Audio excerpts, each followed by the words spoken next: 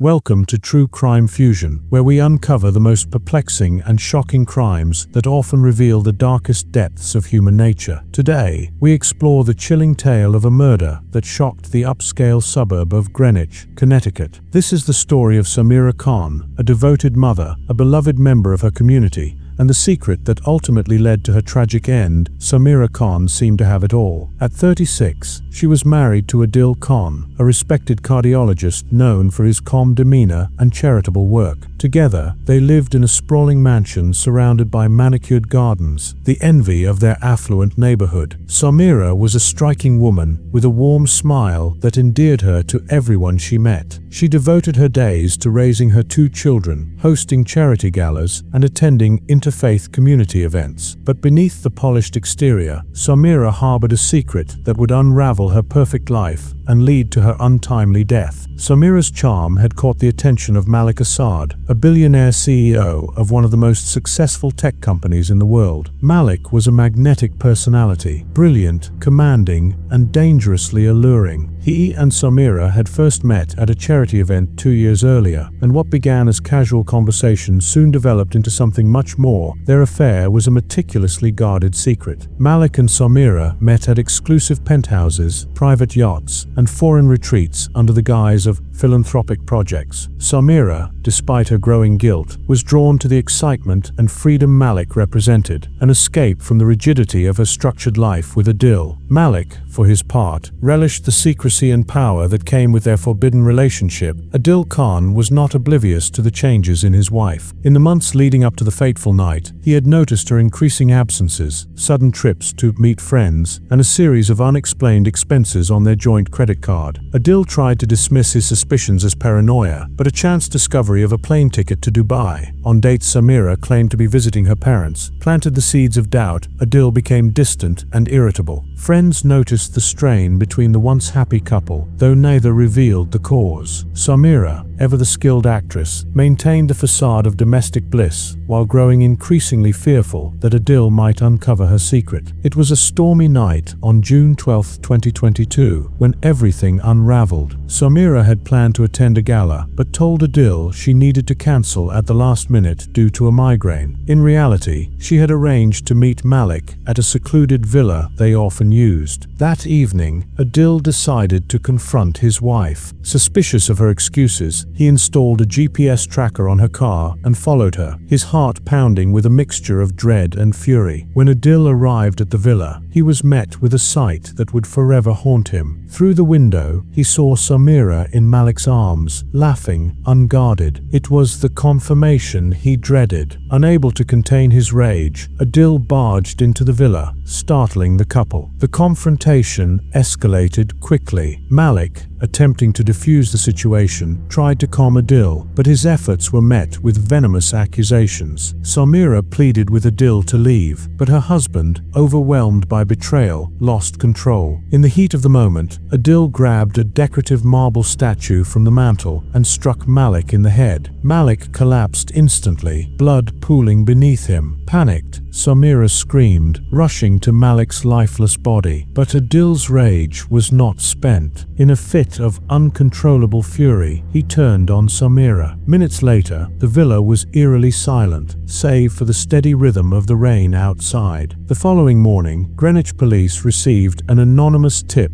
reporting suspicious activity at the villa. When officers arrived, they found Malik Assad and Samira Khan dead, their bodies positioned in a grotesque tableau of violence. Blood spatter patterns told a story of rage and chaos. The once pristine villa was now a crime scene. Detectives noted the carefully arranged bodies. Samira was cradling Malik, her arms limp, as though she had tried to shield him even in her final moments. A faint trace of fingerprints was found on the marble statue, which had been wiped clean but left with partial evidence. News of the murder quickly spread, sending shockwaves through the affluent community. As police began their investigation, they uncovered a web of secrets, betrayal, and deceit that painted a very different picture of the seemingly perfect Khan family. family. The Greenwich Police Department wasted no time. Lead investigator Detective Evelyn Mercer, a seasoned officer known for her sharp intuition and methodical approach, arrived at the villa within hours. The crime scene painted a grim picture of passion, betrayal, and rage. The double homicide sent shockwaves through the affluent community, and the involvement of Malik Assad, a high-profile billionaire, made it a media frenzy. Detective Mercer immediately focused on the anomalies at the crime scene. While the marble statue bore partial fingerprints, its deliberate cleaning indicated premeditation. Blood splatter patterns suggested two distinct phases of violence. Malik's attack was sudden, while Samira's was prolonged, indicating personal involvement. The villa's security footage was retrieved. However, the system had been tampered with, leaving a crucial gap between 9:15 p.m. and 10:30 p.m., the likely time of the murders. This gap raised questions. Was this an impulsive crime, or was it orchestrated? Adil Khan became the prime suspect. His alibi crumbled quickly. A neighbor's security camera captured his car heading in the direction of the villa on the night of the murders. When confronted, Adil denied involvement, insisting he had stayed home after an argument with Samira earlier that evening. However, inconsistencies in his story drew further suspicion.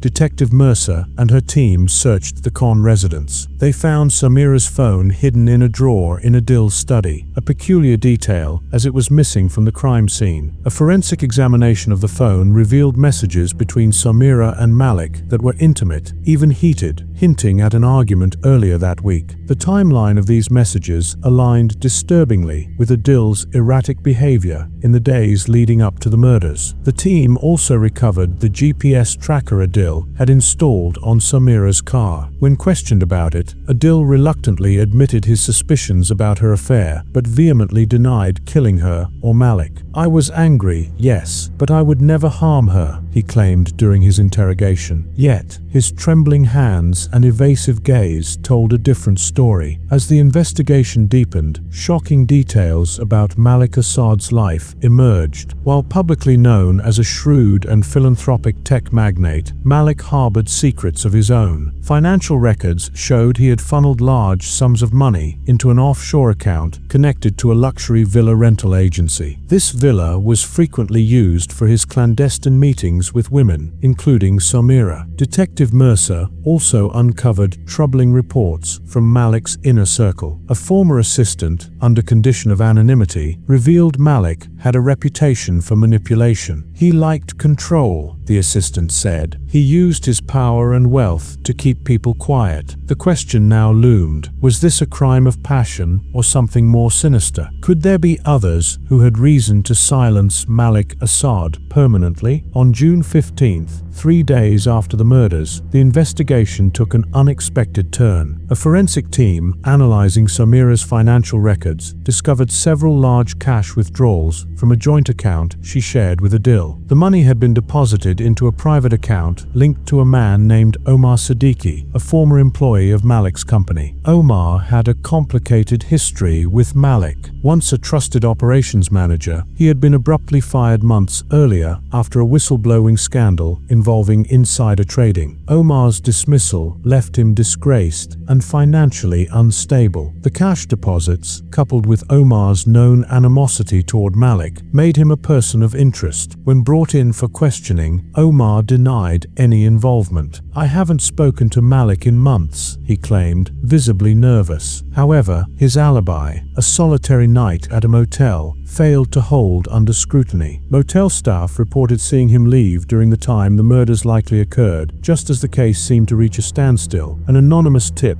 reignited the investigation. A caller, using a voice modulator, claimed to have seen Adil and Omar arguing outside the villa on the night of the murders. The tipster refused to provide their identity, but insisted they're both hiding something. Detective Mercer was now juggling multiple suspects with overlapping motives. Adil, the betrayed husband; Omar, the disgraced former employee harboring resentment; and perhaps even a third party yet to be revealed. The team began reconstructing the night of the murders, piecing together evidence to determine who had the most to gain and the most to lose. Under mounting pressure, Adil's composure began to crack. During a follow-up interrogation, he broke down, admitting to following Samira that night, but claiming he left after seeing her with Malik. "I couldn't confront her," he sobbed. "I sat in my car for hours, then drove home. That's the truth." Detective Mercer was skeptical. "If that's true," she pressed, "how do you explain Samira's phone in your study?" Adil fell silent, his expression unreadable. The team's forensic analysis of Adil's car revealed traces of blood on the passenger seat, matching Samira's DNA. Yet, the lack of conclusive evidence tying him directly to the murder weapon left Mercer grappling with unanswered questions. Was Adil a killer, or was he being framed? The case took a dramatic turn on June 18th, when forensic experts analyzing the partially wiped security footage from the villa recovered fragments of the missing video. The recovered footage showed a heated confrontation between Malik, Samira, and a third individual, Omar Siddiqui. The video began with Samira pleading with Malik, her voice rising. "You promised this would end. You can't control my life anymore." Moments later, Omar entered the frame, his demeanor hostile. "You destroyed my career, Malik," he spat. "I lost everything because of you." The argument escalated, with Malik shouting at Omar to leave. The footage cut out just as Omar lunged toward Malik. Though incomplete, the video placed Omar at the crime scene and provided a motive rooted in his long-standing grudge against Malik. Based on the footage and the financial link between Samira and Omar, Detective Mercer ordered Omar's arrest. When confronted with the evidence, Omar maintained his innocence but admitted he had gone to the villa to